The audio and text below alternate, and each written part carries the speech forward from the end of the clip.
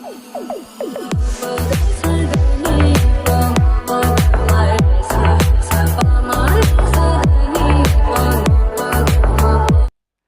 To our channel. இன்னைக்கு நம்ம முன்னாடி பார்க்க போறோம்னா 10ஆம் சேனல் வந்து நியூ இயர் பாவங்கள் தான் பார்க்க போறோம். வாங்க வீடியோக்குள்ள போயிடலாம்.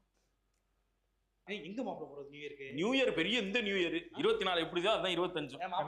24 எப்படி போச்சுன்னா தெரியல. 25 கொண்டா கண்ணாடி வாங்கிட்டு போன வருஷத்துக்கு போன வருஷமா கண்ணாடி திருப்பி தரமா வச்சிருக்கீங்க நீங்க. என்ன ஐயோ டேய் ஐயோ அந்த வேணாடா விட்டுறா. போன வருஷம் அடே நீ வாய மூடுறா. உடனே எக்ஸ்பிரஷன் நொட்டாதடா. வேணாம்டா. நீ வந்து பாப்பா எனக்கு முன்னாடி என்ன தெரியும், நீ வந்து பென்ட்ரைவ் வாங்கினா கொடுக்க மாட்ட, கண்ணாடி வாங்கினா கொடுக்க ஏய் மாட்ட. வேணாம்டா. போன வருஷம் வாங்கிட்டு இந்த வருஷம் வாங்கி தரல. நேத்து வாங்கினதே நீ கொடுக்கல, அவ்வளவுதான். உனக்கு புரியல. புரியலையே. புரியலைனாலும் பொத்திக்கு நீ வீட்டுக்கு போ. நான் அவனுக்கு எடுக்க சும்மாறா தேவையில்லாத வேலை பார்க்காரா. போன வருஷம் சாப்பிட்டது இந்த வருஷம் ஆச்சு. பசி சரியான பசியா இருக்கு. ஏய் பண்ணாதீங்கடா. வேணாம்டா. நியூ இயர் சொல்றா. ஆமாடா அதுதான் பண்றான்னு உனக்கு தெரியலையாடா. நியூ இயர் ஜோக் வேணாம்டா ஸ்டார். ஏற்கனவே ஒரு 4-5 வீடியோவா பண்ணி 21 நியூ இயர்ல இருந்து இப்போ வரைக்கும் பண்ணிக்கிருக்கோம்டா. இல்ல பதிலாம் எப்படி நியூ இயர் கொண்டாடுறது? வேணாம்டா நியூ இயர் போன வருஷம் தூணு சொன்னாதான் தொடங்கும். வந்துச்சு. அதானயா உலக வழக்கம். சரியானது. வேற சொல்லு. வேற ஏதாவது உடம்பு போன வருஷம் பார்த்ததுக்கு இந்த வருஷம் பார்த்து கொஞ்சம் இளைச்ச மாதிரி இருக்குல்ல. ஆமா bro, ஒரு வருஷத்துல உனக்கு ஆளே வேற மாதிரி இருக்கியா? அதுக்கு அவரு வேற 11:50க்கு டாய்லெட்டுக்கு போயிட்டு 12:01க்கு வெளியே வந்தா ஒரு வருஷம் பாத்ரூம் இருந்தா தானே. ஐயோ என்னையும் காமெடி பண்ண காமெடி பண்ணா நியூ இயர் காமெடி பண்ணாதீங்கடா. இதெல்லாம் அங்கிள்கள் வாட்ஸ்அப்ல அனுப்புறதுடா. அவங்களே அப்கிரேட் ஆயிட்டாங்க. நீங்க இன்னும் இதை அனுப்பிட்டு திரிறீங்க. டேய் ஆனா இந்த அளவுக்குள்ள யோசிக்கலப்பா. சொல்லிட்டு கோபியான தான் பயங்கரமா யோசிக்கிறேன்.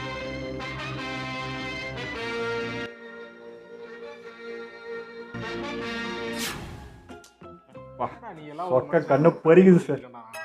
ஏன்டா நீ ஒரு தொழில் பண்ற, ஒரு பிசினஸ் பண்றீங்கன்னா இன்னும் உனக்கு ஒரு பிரோஜனமா இருக்கணும், எனக்கு ஒரு பிரோஜனமா இருக்கணும். ஒரு காலண்டர் கூட அடிச்சு தரல நீ. அடிச்சு தரணும்டா. அப்பதான்டா பாக்கும்போது வீட்டுல மட்டும் தேய் கிழிக்கும் போது நம்ம ஃப்ரெண்டோட பிசினஸ் இது, நம்ம ஏதாவது ஹெல்ப் பண்ணணும், இல்ல நமக்கு ஏதாவது ஒண்ணு செய்யணும் அப்ப நமக்கு தோணும். யாருன்னு கேட்டு தொலைங்கல. உனக்கும் தெரியல. போடா கண்ணு மணிக்காரா போடா. நீ அது அட்லீஸ்ட் நீ கொடுத்து வச்சிருப்பல, அவங்க கொடுத்துட்டு போன காலண்டர் கொடுத்துட்டு போனா உனக்கு அதையே எனக்கு கொடுக்கலாம்ல. எதுவுமே தராம தொழில் முன்னேறணும்னு பாக்குறான்னா அவனும் முன்னேற மாட்டேங்கிறான். நம்ம பண்ணி டார்ச்சர் பண்றான். நான் என்ன உட்காந்து பெரிய வசந்தங்காவனாச்சும் மெயின்டைன் பண்ணிக்கிறேன், இல்ல பெரிய ரியல் எஸ்டேட் வச்சு நடத்திக்கிறேன். உனக்கு வீட்டுக்கு கேலண்டர் அனுப்புறேன்.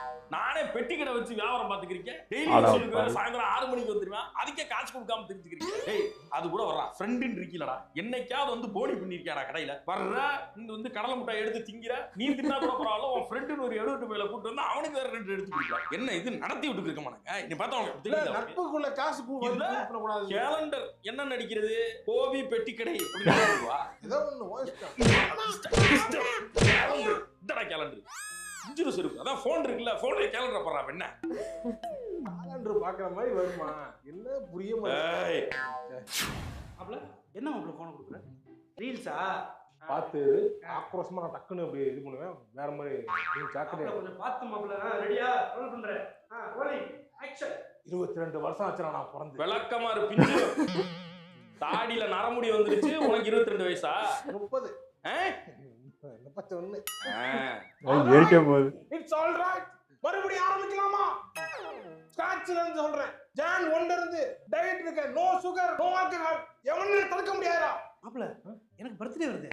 அப்ப ட்ரீட் வேணாமா? இல்ல வேணும். இரு. மறுபடியும் ஸ்கிராட்ச்ல சொல்றேன். ஜான் 2ல இருந்து டயட் இருக்கடா. நோ ஆல்கஹால், நோ டயட்ரா. No diet. டயட். வெங்கட அக்கா கல்யாணம் மச்சே. என்னடா வரிசையா டயட் இருக்குது. சரி ஆல் ரைட். மறுபடியும் ஸ்கிராட்ச்ல ஆரம்பிக்கிறேன். ஜான் 3ல இருந்து. டேய் நீ எதை ஸ்கிராட்ச் பண்ண வேணா அந்த வர்றா. இங்க வா கேமராமேன். பெரிய பீஸ் ஸ்ரீராம் அசிஸ்டன்ட் கேமரா எடுத்துவார். செருப்பு பிஞ்சு ஓடி போய் என்னது இதெல்லாம்? அட பாவி, ஸ்கிராட்ச்ல இருந்து ஆரம்பிக்கிறேன் நல்லா இருந்த டைனிங் டேபிள கீறி விட்டியடா. ஃபுல்லா ஸ்கிராட்சா இருக்கேடா. உனக்கு எதுக்கு இந்த டயட் எல்லாம்? 4 நாள் டயட் இருக்க வேண்டியது. எவனாவது ஒருத்தன் அக்கா கல்யாணம் சொன்னா முந்தின நாள் ரூம் போட்டு 3 ஃபுல்லா வாங்கிட்டு போய் உட்கார மூதேவி நீ. உனக்கு இந்த டயட் தேவையா? சொல்லு. டயட் பண்ணுவியா? அந்த டயலாக பேசுவியா? இருக்க மாட்டேன். டேபிள் பத்திரம்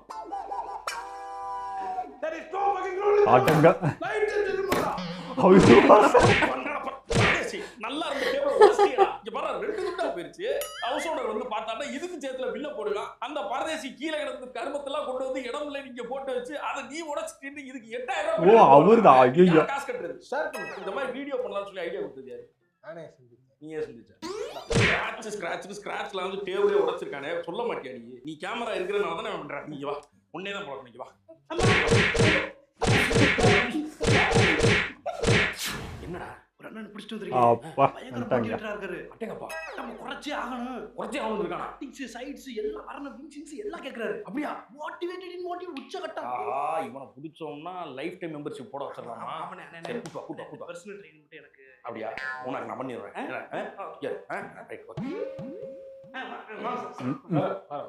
வாங்க சார். ஜிம் நீதான். இது என்னோட ஜிம் தான். நிறைய வச்சிருக்கீங்க. கையை பிடிச்சி அமுக்குத்தேன். நீங்க நார்மலா பிடிச்சாரு. ஜிம் வச்சிருக்கீங்க. எல்லாருமே கையை பிடிச்சி ஒரு அமுக்கு. வந்து நல்லா வச்சிருக்கோம் பிரதர். சூப்பரா இருக்கு. உங்களுக்கு எல்லாம் வந்து உங்களுக்கு நிறைய நாங்க வந்து இப்போ நியூ இயர்ங்கிறதுனால நிறைய வந்து ஆஃபர்ஸ்லாம் நிறைய வச்சிருக்கோம். ஆஃபர்ஸ் நம்ம கேக்குறீங்களா? ஆஃபர்ஸ் கேக்குறீங்களா? வாங்க பிரதர். ஜஸ்ட் ஜிம்ல அப்படியே போயிட்டு வருவோம். ஓகே. ஓகே. அதெல்லாம் என்னன்னே தெரியாது. வாங்க பிரதர். பாத்தீங்களா? மிஷினரிஸ்லாம் நல்ல மிஷினரிஸ். நிறைய எக்யூப்மெண்ட்ஸ் புதுசு சார். எல்லாமே வாங்கி போட்டுருக்கேன். வாங்கி போட்டு ஜஸ்ட் 2 months தான் ஆகுது. எக்யூப்மெண்ட் மெயின்டெனன்ஸ் எல்லாத்துக்குமே ஆல்ரெடி. இதே டிவி ஷோரூம் மாதிரி எல்லாத்தையும் சொல்லி ஒரு தடவை சானிடைஸ் இப்படியே சொல்லுவாங்க. போறாங்க ஆயா போறாங்க. ஆமா. இதெல்லாம் தொடச்சிருங்க. நல்ல க்ளீனான ஜிம் சார். சார் நீங்க வந்து ஜாயின் பண்ற மாதிரி இருக்கீங்கன்னா சூப்பர் ஐடியா இருக்கு சார். நிறைய ஆஃபர்ஸ் இருக்கு. சொல்லுங்க.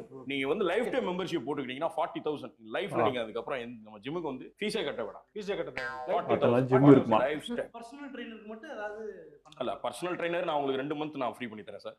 2 month. அதுக்கப்புறம் நான் நீங்க ஃபீஸ் கொடுத்தா இவர் தான் உங்க பர்சனல் ட்ரைனர். நல்லா பண்ணுவாரு.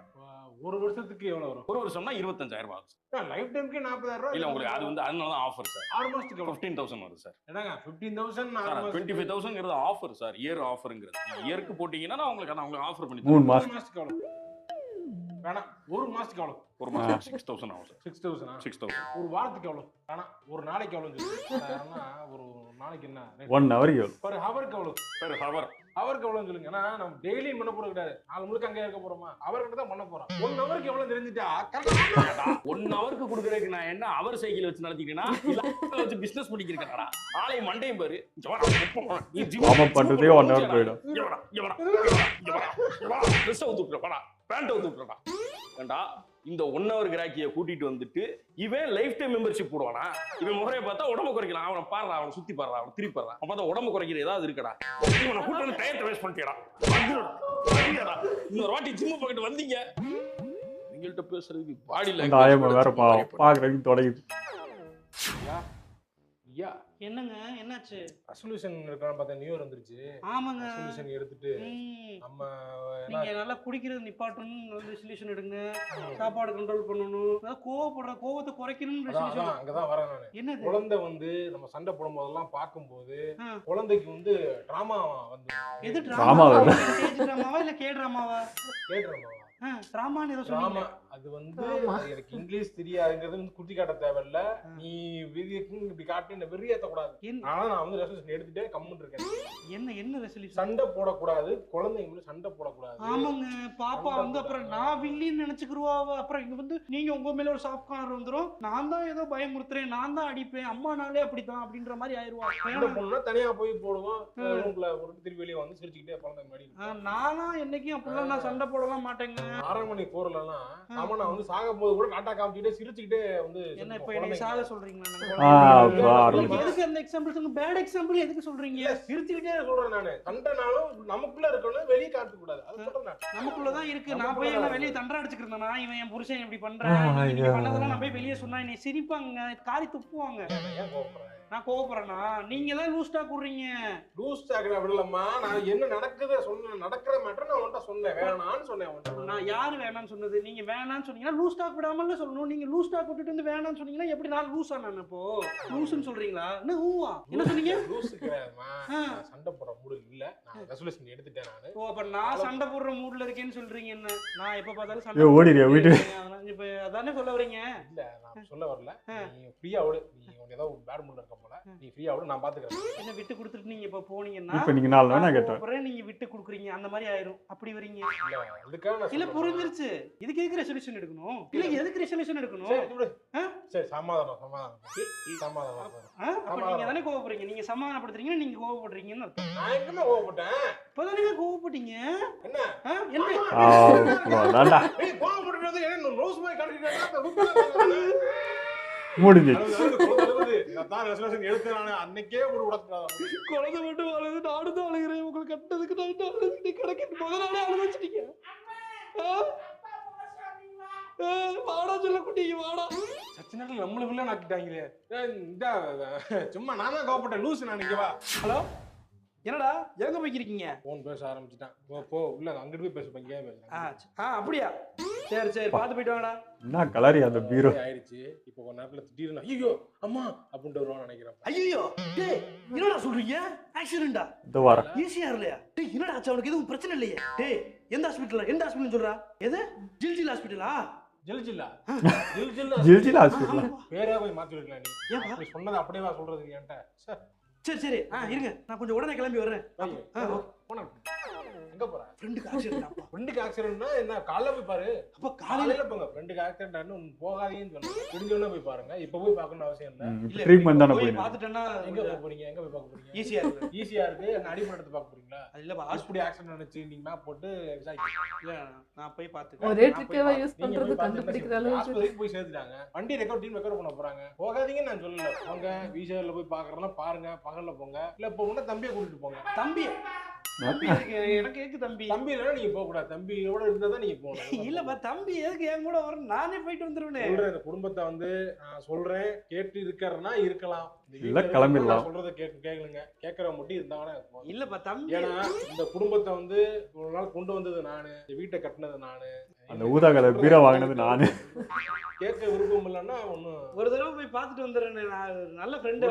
ஒரு தடவை போலாம். போங்க தம்பியை கூட்டிட்டு போங்க. தம்பியோட போங்க. நீங்க தம்பி இல்லாம போகாதீங்க. போலையா போகாது. இருங்க வேற ரீசன் யோசிச்சு சொல்றத கேட்டு இருக்க மாதிரினா தானே இருக்கேன். கேளுங்க கேட்டு இருக்குங்கிறேன். நான் தான் 12 மணி ஆயிடுச்சு. அவ்வளோதான். ஹாப்பி நியூ இயரா. படுங்க போங்க. போய் படுங்க. இல்லைன்னா நம்ம மதிக்க மாட்டாங்க. Happy new year.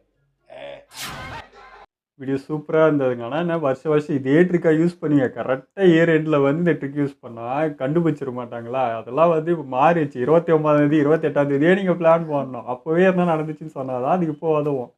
இல்லைன்னா வேலைக்கே ஆகாது.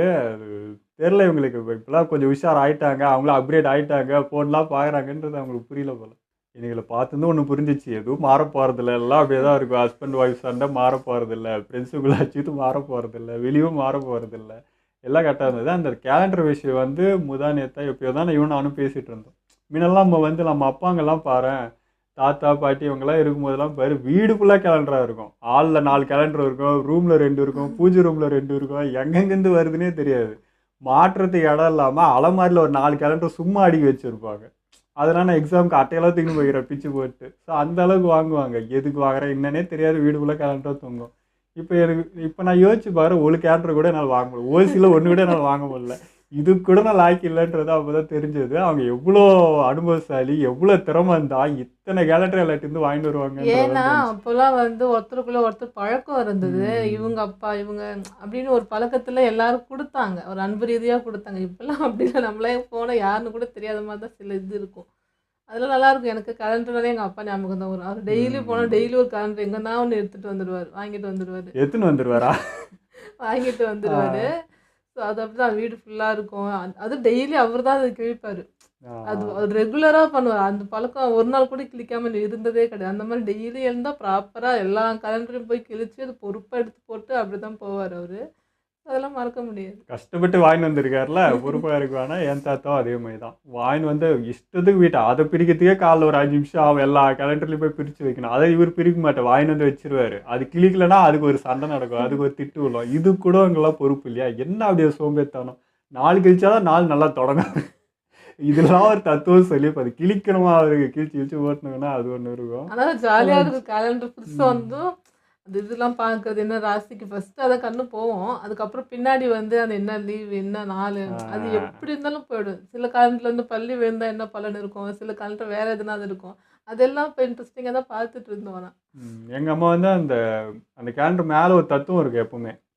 அது சின்சியரா படிச்சுன்னு இருப்பாங்க. எனக்கு எப்போ அந்த கேலண்டர் பார்க்கணும்னு தோணுனா, கரெக்டா இந்த கிளாஸ் டெஸ்ட் வைக்கிறப்போ, இன்னைக்கு என்னடா சம்பவம் எனக்கு நாளைக்கு காத்துட்டு இருக்குன்னு நினைக்கிறப்போ அந்த ராசி பலன் பார்த்துட்டு போறது. சுபம்னு இருந்தா போறது, இல்ல வேற என்ன இருந்தா லீவ் போடலாமா எஸ்கேப் ஆகலாமா பிளான் பண்ணுவோம். அதுக்கு மட்டும் பார்க்கறது அவ்வளவுதான். ஓகே, எங்களை வீடியோங்களை பிடிச்சிருந்தா லைக் கமெண்ட் ஷேர் பண்ணுங்க. மறக்காம சப்ஸ்கிரைப் பண்ணுங்க.